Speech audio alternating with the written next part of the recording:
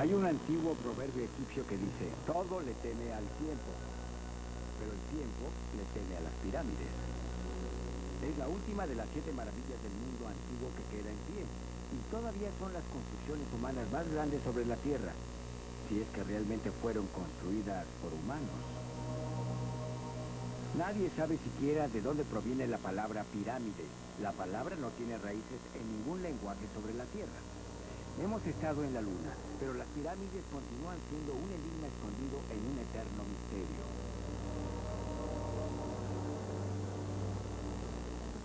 Como egiptologista, el único misterio que puedo ver es que todavía las consideran un misterio. Ninguno de los conceptos tradicionales acerca de las pirámides o sus constructores ha sido probado.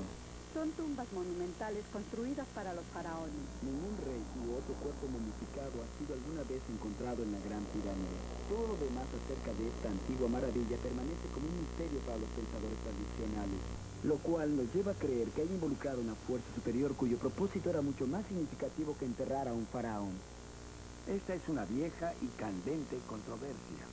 Mientras Alejandro el Grande se asombraba ante las pirámides, sus generales se preguntaban cómo las habían construido. Pero sean lo que sean estas, las pirámides son una realidad, y las realidades pueden ser medidas y cuantificadas.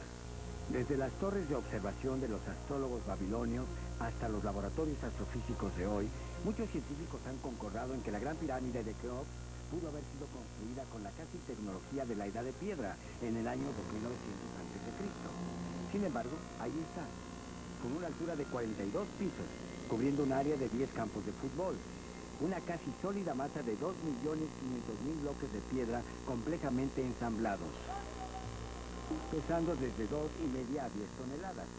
Es suficiente piedra para construir más de 35 edificios como el Empire State. Es dudoso que los egipcios tuviesen algún conocimiento de la geología moderna, y sin esta ciencia es inconcebible que una estructura de tal magnitud se construyera sin que se desplomara por falta de buenos cimientos. Normalmente se hundiría lentamente en la tierra. En la construcción moderna los ingenieros encuentran que el índice de asentamiento de 15 centímetros en 100 años es aceptable para edificios de oficina. El Capitolio de los Estados Unidos se ha asentado 12 centímetros durante los pasados 200 años. En 5.000 años, la Gran Pirámide, pesando 14 billones de libras, se ha asentado menos de 11,2 centímetros. En la construcción moderna, los ingenieros podrían mantener cada lado de la pared de 226 metros dentro de los 15 centímetros de perfección, y eso sería un tremendo logro. Pero la Gran Pirámide aproximadamente está solo medio centímetro fuera de la alineación correcta. Eso es algo imposible de igualar en el campo de la construcción moderna. Originalmente las pirámides de Giza fueron cubiertas totalmente con piedra caliza finamente pulida. En esa primera expedición a Egipto bajo Julio César, Marco Antonio dijo, la Gran Pirámide se veía desde una distancia de 200 kilómetros, reluciente a la luz del sol como una fina joya. Las 115.000 piedras exteriores, pesando hasta 10 toneladas cada una, fueron removidas en el siglo XIV para construir la ciudad del Cairo, dejando las pirámides de Giza como están hoy. Estas piedras estaban ajustadas tan perfectamente que no era posible introducir ni una hoja de afeitar entre dos de ellas. Pero no solo los expertos en construcción ven un enigma en las pirámides. Astrónomos y matemáticos también han quedado asombrados. Al construir la Gran Pirámide, los arquitectos utilizaron varios conceptos altamente avanzados matemáticamente no descubiertos hasta miles de años después. Como los arquitectos obtuvieron estos conceptos matemáticos, desafiaron la imaginación. Si bien las técnicas de construcción resultan asombrosas, también lo es la relación de la Gran Pirámide con la Tierra y las estrellas. La orientación geográfica de la Gran Pirámide de Giza es quizás su característica más extraña. Sus lados están orientados casi exactamente de norte a sur y de este a oeste. La desviación es de apenas 3 minutos de arco del norte verdadero. ¿Cómo pudo una cultura antigua, casi de la edad de piedra, establecer el norte exacto? La Gran Pirámide se evidencia de un fenomenal conocimiento de la ciencia de la astronomía. Podían medir el día, el año y la precesión de los equinoccios. Sabían que la Tierra era una esfera y sabían cómo calcular la longitud y latitud exactamente. Muchos investigadores piensan que las pirámides trascienden las posibilidades terrestres y que son de una naturaleza paranormal. En los últimos años del siglo XIX surgió la piramidología. Se trataba de un estudio basado en la teoría de que la Gran Pirámide era un acumulador de energía cósmica, que operaba igual a los condensadores electrostáticos de nuestra moderna electrónica. Este concepto ha despertado el interés de muchos científicos y teóricos de pirámides. Hay un vórtice de energía que emana del vértice de la pirámide y que aumenta de tamaño a medida que se eleva hacia los cielos. Un ejemplo de esa energía que emana del vértice fue demostrada por el inventor británico Sir W. Seaman. Cuando bebió de la botella de vino que llevó consigo, sintió una pequeña descarga al tocar esta sus labios. La actividad eléctrica intrigó a Seaman tanto que tomó un periódico húmedo, envolvió con este la botella, convirtiéndola en un simple acumulador eléctrico que la mayoría de los estudiantes de secundaria reconocerían como la botella de Leyden. Sin embargo, no sabemos por qué o cómo la Gran Pirámide parece ser un acumulador de energía. Las escuelas por algún tiempo han enseñado como un hecho establecido que la Gran Pirámide fue la tumba del faraón Keops. Esta teoría está basada en un controversial descubrimiento de su tarjeta real con el nombre de Keops y su sello en la así llamada cámara fúnebre. Pero esta teoría ha sido desafiada por recientes descubrimientos reveladores. No existe ninguna evidencia sólida de que las pirámides fueran realmente las tumbas de los faraones. Aunque el argumento de los arqueólogos es que las cámaras fueron despojadas de su contenido por profanadores. Los constructores de la pirámide dejaron el nombre de Keops grabado sobre grandes bloques en el techo de la cámara de entierro, grabado que nadie vio hasta 1837. Sobre el jeroglífico, descubrí que era falso y había sido hecho en mayo de 1837. Recibí una carta de un señor Allen en Pittsburgh. Su bisabuelo fue quien vio al señor Hill entrar con la tinta roja y el pincel para hacer la inscripción. Cuando su bisabuelo objetó, fue despedido de su trabajo y proscripto en Egipto. Examinándolo de cerca, resultó obvio que era falso, porque el señor Hill escribió mal el nombre real. En lugar de escribir el nombre Keops, escribió Keufu, que en esos tiempos hubiera sido como escribir mal Dios, algo que jamás había ocurrido. Arrogante, sin respuesta, ¿es razonable que el complejo de Giza no sea más que un gran cementerio para la realeza egipcia? A pesar de las teorías de ciencia ficción de las pirámides en Giza, fueron y son monumentos funerarios construidos cerca del año 2600 a.C. Giza es un complejo funerario, nada más que eso. Hay un complejo mortuorio en Giza, pero eso difícilmente prueba que Giza solo sea un complejo mortuorio. Sería como considerar a la Catedral de Notre Dame como un complejo mortuorio porque hay un cementerio al lado. La esfinge fue elegida por Kefren, el constructor de la segunda pirámide, y muchos egiptólogos creen que la cara refleja un marcado parecido con la suya. La atribución de la esfinge a el faraón Kefren no puede comprobarse. Recientes descubrimientos geológicos y arqueológicos demuestran que la esfinge tiene al menos 10.000 años de antigüedad, o tal vez un poco más. Una de las creencias erróneas sobre las pirámides de Egipto, la que sobresale, es la de la mítica maldición de los faraones. Tiene su origen en la apertura de las tumbas como la de Tutankamón en el Valle de los Reyes, a unos 750 kilómetros del complejo de las grandes pirámides de Giza. La historia de la maldición de los faraones comienza en 1920, cuando dos ingleses, Howard Carter y Lord Carnarvon, descubrieron la tumba del faraón Tutankamón. Entre las espectaculares riquezas, Carter y Carnarvon descubrieron una tablilla sobre la cual había sido escrita una terrible maldición. La muerte agitaría sus alas sobre todo aquel que perturbara la paz del faraón. El aviso no los puso nerviosos, pero temían que sus ayudantes se asustaran y se fueran. Así que borraron toda mención de las tablillas y las tiraron. El incidente habría sido olvidado completamente, a no ser por la muerte de 3 científicos y otras personas relacionadas con la excavación de manera muy misteriosa. Carnarvon y Carter estaban a punto de descubrir la momia cuando Lord Carnarvon se enfermó repentinamente. Aunque sospecharon que era una infección, los doctores no estaban seguros de su diagnóstico. Murió antes de que su hijo pudiera llegar a su lado y precisamente en el momento de su muerte, un inexplicable apagón ocurrió en todo el Cairo. Otra víctima fue el arquitecto norteamericano Arthur Mays, quien fue la persona que arrancó el último pedazo de piedra que bloqueaba la entrada a la tumba. Murió en el mismo hotel y con los mismos síntomas que Carnarvon, fiebre y un repentino estado de coma. A la mañana siguiente, Carter le había mostrado a su amigo George Gould la tumba. Gould despertó con una fiebre muy alta y al caer la noche estaba muerto. El radiólogo Archibald Douglas Reed fue el primero en quitar las vendas de la momia y radiografiarla. Reed murió a bordo del barco que lo llevaba de regreso a Inglaterra. ¿Qué causó estas abruptas y coincidentes muertes entre los invasores de la tumba sagrada del rey Tutankamón?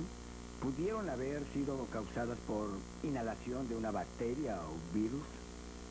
El doctor Ezzedine Taha, un eminente médico y biólogo del Cairo, en una conferencia de prensa en 1962, declaró el descubrimiento de un antiguo hongo microscópico que probablemente había sobrevivido en un estado letárgico por miles de años, y el cual podía ser controlado por antibióticos modernos. Irónicamente, antes de que pudiera probar su teoría, el doctor Taha resultó muerto en un extraño accidente automovilístico. Más tarde, la autopsia reveló que había muerto del mismo colapso circulatorio que los otros, y que estaba muerto antes de que su auto se volcara. ¿Podría indicar eso que existe una maldición de los faraones? O como muchos piramidologistas teorizan ahora, que el mortal virus que mató a todas estas personas no pertenecía a este mundo?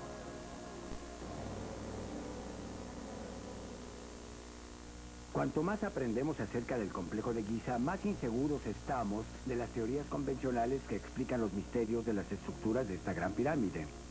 Si las teorías convencionales no explican el propósito de las pirámides, ¿qué teorías más contemporáneas tenemos que ofrecer?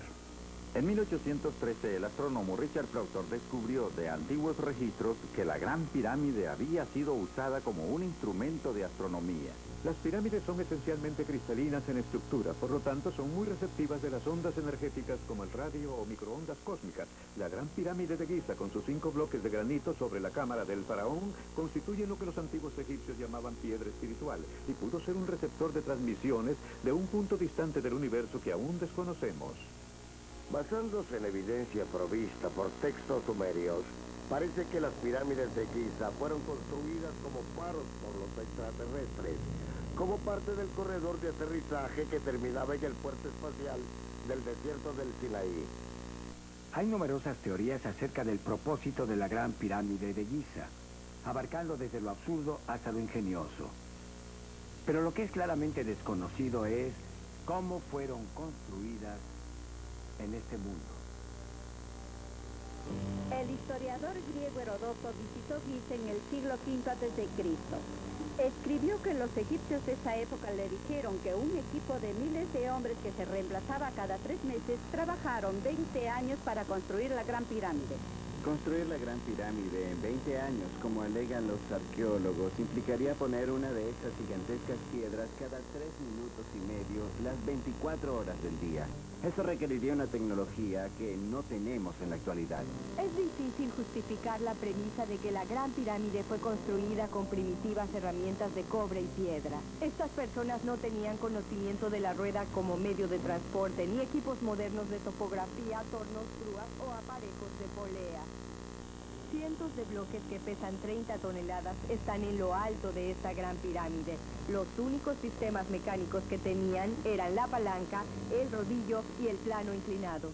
Pero poner las piedras en su lugar era solo uno de los problemas. Traerlas desde las canteras hacia el sitio de la construcción era una tarea impresionante. Eran movidas en grandes trineos o acarreadas sobre una base de troncos rodantes. Las piedras que traían de lejanas canteras eran transportadas a través del río. Una gran carretera partía del río y las piedras hacían el recorrido de 1,5 kilómetros. Una vez ahí, las piedras eran subidas por rampas, escalón por escalón y puestas en su lugar. El proceso fue sumamente trabajoso y quizás fue el mayor esfuerzo humano en pos de lograr un sueño.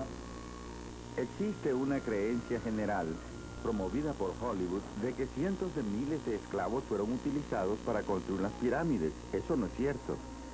Los egipcios de la cuarta dinastía no fueron ni una formidable nación militar ni una nación muy agresiva, pero aunque lo fueran no había suficientes esclavos disponibles en un radio de 8.000 kilómetros para mantener la fuerza de trabajo necesaria. Los puntos de vista académicos generalmente aceptados se dividen igualmente entre los rodillos y las rampas. Estas dos teorías son enseñadas en las escuelas como hechos, cuando ni siquiera son teorías sustanciales. La teoría de la rampa nos hace creer que se construyó una rampa de 1,5 kilómetros cuya inclinación fue creciendo a medida que lo hacía la pirámide. Habría sido más difícil construir la rampa que la pirámide. Hubieran quedado unas 2.700 toneladas de desechos de construcción. Pero ¿en dónde están? ¿Alguien lo sabe? Esta pregunta, una de las cuales ni el más inflexible de los teóricos de la rampa puede responder. ¿Y la teoría de los troncos rodantes? ¿Acaso no pudieron las piedras ser llevadas al sitio de esta manera? Se puede demostrar que es posible mover las piedras de esta manera, pero consideraciones obvias deberían haber desechado la teoría hace tiempo. Los únicos árboles eran las palmeras de dátiles y al ser un recurso alimenticio es difícil que las hubieran cortado. El importar los 25 millones de árboles necesarios requeriría más viajes de los que Egipto haya tenido en su historia. Además, es casi imposible rodar un tronco en un camino de piedra, pero incluso si rodaran, el enorme peso de las piedras los convertirían en pulpa en una distancia muy corta. Debió haber otro método totalmente diferente de levantamiento y transporte de estas tremendas y pesadas piedras. Un artefacto que hiciera posible mover esos pesos gigantescos. Sin embargo, no se conoce ningún artefacto disponible en el antiguo Egipto. Los egipcios no fueron los arquitectos ni los constructores de la Gran Pirámide. Roberts y yo abogamos porque los bloques de la pirámide son una forma de concreto superior. Esta es una muestra del corredor ascendente de la Gran Pirámide. Algunos geólogos la han estudiado y creen que es una piedra artificial. La Gran Pirámide es una de las grandes obras realizadas por el hombre hasta hoy. Y sin embargo, no existe ni un dibujo, ni un artefacto, ni un plano, ni inventario que nos hable de su construcción. Los egipcios nos dejaron 3.000 años de historia escrita y pictórica, cubriendo todo lo que sucedió en su cultura. Desde el nacimiento de niños hasta cómo araban, sus cosechas, construcciones, manualidades, sacrificios, oraciones, embalsamientos, pero nada acerca de las pirámides de Giza. ¿Por qué? Si los egipcios no construyeron el complejo de la pirámide de Giza, ¿quién fue? Bien, hay expertos que nos dicen que recientes descubrimientos en el planeta Marte posiblemente podrían darnos esas respuestas. Richard Hoagland, ex asesor de la NASA, no descubrió la ahora famosa cara en Marte, pero es la figura principal que impulsa la misión Marte, una organización de científicos internacionales cuyos hallazgos han capturado la imaginación de todo el mundo. Un científico vikingo de la NASA, el Dr. Tobias Owen, descubrió el primero de los monumentos de Marte en 1976. Una cabeza aparentemente humana de más de 1 kilómetro de largo sobre el lado norte del desierto marciano. En 1979, 2 analistas de imágenes contratados por la NASA descubrieron que había 2 fotos de la cara tomadas desde 2 diferentes ángulos por la sonda Vikingo, así como de una masiva estructura piramidal cercana, ahora conocida como la pirámide de Yemen. Sus hallazgos fueron rápidamente catalogados por la NASA como una ilusión óptica, pero después de años de debate inútil, un miembro de nuestro equipo, el Dr. Mark Allotto, decidió usar una técnica de imágenes de tercera dimensión, la cual indica que la cara podría ser una verdadera escultura tridimensional sobre la superficie marciana. Una escultura de 450 metros de alto y más de 1 kilómetro de largo. Yo y mis colegas hemos encontrado un número adicional de estructuras anómalas en Sidonia y hemos demostrado usando los más modernos procesos de imágenes computarizadas que estas estructuras de Sidonia muestran clara evidencia de ser altamente geométricas. En términos simples, la civilización avanzada crea cosas. Cosas como edificios, ciudades, pirámides que están inevitablemente compuestas por repetidos modelos geométricos. La cara de Marte, sus cercanas pirámides, el completo complejo de Sidonia está lleno de una elegante estructura geométrica repetitiva.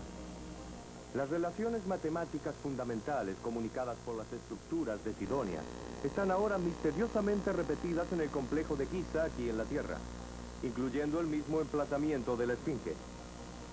Incluso la latitud clave de Giza al norte del Ecuador está ahora directamente ligada a la latitud de la pirámide D y M en Sidonia, en Marte. Por sí misma, es ahora la más significativa demostración de inteligencia que hemos encontrado en Marte. Hoagland y su equipo han ido aún más lejos. Han realizado detallados análisis del rostro sobre Marte. Lo compararon con la Esfinge y descubrieron que las imágenes de los dos hombres leones localizados a millones de kilómetros de distancia contienen increíbles similitudes visuales y simbólicas. El pensamiento de nuestro equipo es que la cara es nuestra cara, lo que una vez fuimos. Y en ese sentido, algún día podremos descubrir que en realidad nosotros éramos los marcianos. Es por eso que todos ahora están insistiendo para que la NASA vuelva a fotografiar exhaustivamente el complejo de Sidonia, en Marte. Lo que me abruma es la posibilidad de que en algunas de esas imágenes de Sidonia encontremos pruebas concluyentes de una conexión entre los monumentos de Marte y los monumentos de la Tierra como está representado por las pirámides de Giza. Si eso es verdad, entonces obviamente toda nuestra historia, esa débil idea de quiénes somos y de cómo llegamos a este pequeño planeta habría de cambiar. Las pirámides de Giza son verdaderamente un gran misterio de los tiempos. ¿Es posible que sean una réplica del sitio de Sidonia en Marte? Si se probara una conexión entre las dos, ¿quiénes fueron los ingenieros viajantes del espacio? ¿Está la ciudad del Cairo relacionada con Giza, como lo está el complejo de la pirámide facial con Sidonia? Incidentalmente, Cairo es una antigua palabra árabe que significa Marte.